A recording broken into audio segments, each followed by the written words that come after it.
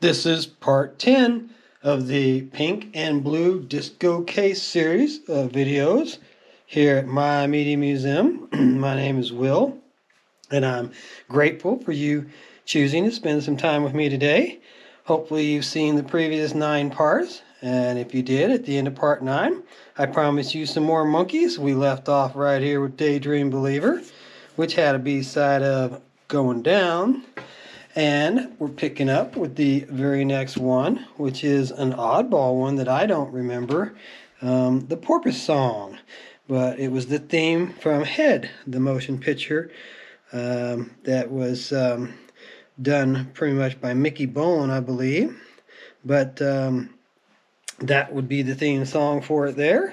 Nice to have that on 45 because I don't believe I have ever ran across a copy before. And as we go along, being on the B side, which is also noted as being from Head, the Monkeys motion picture, which I have never seen. I've never ran across a copy of it that was reasonably priced, in my opinion. It's kind of pricey if you want to pick that one up. Next one, we got one more Monkeys here to share with you, Valerie, which isn't a song of theirs I'm real familiar with either. So this is really cool. It actually adds 2 more Monkeys to my collection of Monkeys 45s, which I've got all the common ones, Pleasant Valley Sunday, I'm a Believer, and Daydream Believer, and all this. Tapioca Tundra being on the B side of that. That's a Nesmith composition. But yeah, that's really cool to add a couple of more Monkeys to my collection, and there's ones that I didn't have previously. Gene Knight here doing Mr. Big Stuff. I know the song Mr. Big Stuff. I couldn't have told you who did it, but it was apparently Gene Knight on Stacked Records. And a B-side there being Why I Keep Living These Memories. Which again isn't something I'm familiar with. So, next one up, we've got Edwin Starr doing War. Huh. What is it good for? Absolutely nothing. Always makes me think of Jackie Chan and Chris Tucker in Rush Hour singing it. But it was a big popular song before it ever appeared in that film. B-side being He Who Picks a Rose. And yes, I do have a number of copies of War on 45. Next up, we got another one that I've shown numerous times, but it's nice to have a really good, clean copy of it. And Indian Reservation, The Lament of the Cherokee Reservation Indian by the Raiders.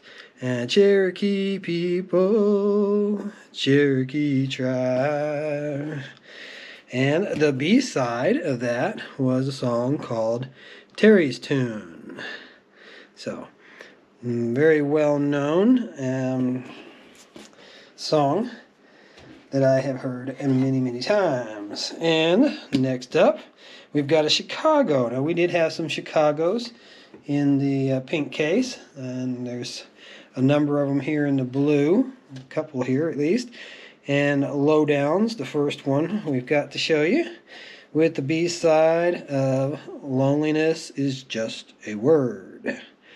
So that's a newer, not older, excuse me, a latter label. Here's what the earlier ones look like. And so that was a re-release, I do believe, of Lowdown. This one is an original, and it's Chicago doing Free. Selections from the Travels Suite from the 3rd Chicago album. So, on the B-side of that one was another selection off of that 3rd Chicago album, and it's called Free Country, and it's also listed as being part of that Travel Suite. So, all right, now we've got a Peaches and Herb song, Reunited, and it feels so good. And this one's a little interesting. It's got a bit of wear on it. Looks like that glue issue that we've ran into a lot of times, because the label itself still has the gloss, but when you get it down low, it's got that funny worn look about it. But it's not really worn when you look at it, as you seen there just a minute ago in the camera. It's not worn at all. So B-side of this copy is Easy as Pie. I'm pretty sure I had a copy of this before, but this is a different label. This one's saying it's from the album Too Hot, as well as Reunited was. So next up, we've got Rare Earth. And thankfully, this is one of those where they've labeled the A-side clearly as being an A-side. And we got Hey Big Brother, which isn't a song of theirs I'm real familiar with, 1971. So it's falling right in that time period when most of these are coming from. And a B-side, clearly marked B, so we don't have to do any guessing on this one, Under God's Light. So I like some Rare Earth stuff. I bought their greatest hits, and I think I liked about half of it. It wasn't a band that I got into a whole lot back in the day. And then here's one that, yeah, not a big fan of this sign. Signs everywhere. The signs messing up the scenery. Veins in my mind. 5-man electrical band. I just never really was a keen fan of the lyrics. The tune itself, the rhythm and all, the chorus, is just fine. But the lyrics just kind of never really sat well with me. And I was really surprised when Tesla did a remake of it. And it was a big hit too. So this is definitely not an opinion that most people share. This is a very popular song. It did extremely well, and most people seem to like it. It's just we can't all like everything. And while I want to keep this a positive, upbeat place for you to be, I still got to be honest in my opinions and my comments. And I'm not bashing it. I recognize it as being a very popular song. And like I said, even Tesla's version did extremely well for them. It's just not a song that I ever particularly cared for. The B-side being a song called Hello Melinda Goodbye. And I probably got 4 or 5 copies of this. It pops up from time to time in boxes that I come across. Next up, nice Capricorn logo there for Jonathan Edwards' Sunshine. Excuse me, I almost just said Shine. Sunshine. And no, this isn't one that I recognize by the title either. It's from 1971, same period, and good Lord, look at that vinyl. It couldn't be cleaner. It looks like it was made yesterday. And the B-side, which I am pretty sure is a B-side, is a song called Emma. And again, I don't recognize that either. I don't even recognize the name Jonathan Edwards. That's not someone that I'm familiar with. But this could be one of those cases. Definitely could be one of those cases. I could put it on and immediately say, oh yeah, I know that one after all. So here's one that's, I don't know if it's meant to be a novelty record or not, but Hot Legs doing Neanderthal Man.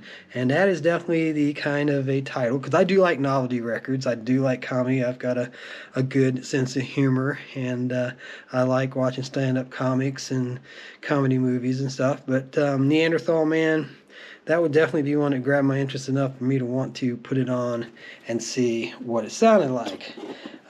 B-side on this one, and it's quite probable that that was the A-side and this is the B-side, because people tend to sign the A-sides, and Debbie put her autograph on that A-side there. So you didn't like it because you didn't think of it. How many times have we ran into that situation, huh? I think we've all been there. But again, could be a comedy album, and I'm guessing that it probably is. Now here's one that's kind of interesting, because there was a metal band in the 80s called Bullet, and I'm pretty positive that this ain't the same band, but this is clearly marked the A-side, so White Lies and Blue Eyes being the song here. That one will definitely be interesting to throw on too, to see if it was something that I recognize. But just sitting here right now, flipping platters over for you to share with you, I don't recognize it. B-side, clearly marked B-side, is a song called Changes of Mind. So, but yeah, that Bullet band from the 80s, they had a couple of really good songs. I really liked the first album, but I don't think they were extremely successful or stuck around very long either. Alright, so next up we got Redbone, which I am familiar with the band Redbone. And the Witch Queen of New Orleans. Now that's a cool title. Whether or not it's something I'd appreciate, I'm not sure. But I do like the title, The Witch Queen of New Orleans. That's just kind of cool. And like I said, I have heard of Redbone. I'm not real familiar with them. I think they're more like dance music, 80s kind of Prince kind of stuff, I assume. The B-side being a song called Chant 13th Hour. From the album Potlatch. It's odd. Yeah, first one. The first side didn't say it was from any particular album, so maybe this is actually the B-side, and that was the A. I don't know. You tell me in the comments section if you do. I love it when people share information with me. This is an interesting label just because it's something that I had never seen before. This worldwide full range manual. That's crazy funny. I was trying to say crazy and funny at the same time. It came out a little odd. But yeah, high fidelity mono. Okay. The Backroom Boys doing Glowworm. Now, that does seem to kind of ring a bell. The title does, Glowworm. I think that might be a song that I might just be familiar with, but it ain't coming to mind right at this moment. So, Worldwide Records. But yeah, that's a cool label. That's cool artwork on there. Something that I'm not particularly familiar with. And then the B-side being a song called Ida. And yeah, we've definitely gotten to the part of this spindle where we've gotten into things that I'm just simply not familiar with. But being that there was so much that I was and did know, it's quite possible that I would recognize some of these if we took the time to put them on the turntable and give them a spin. So, hope you enjoyed that. We're going to have some more oddities, and I hope you come back to join me for those.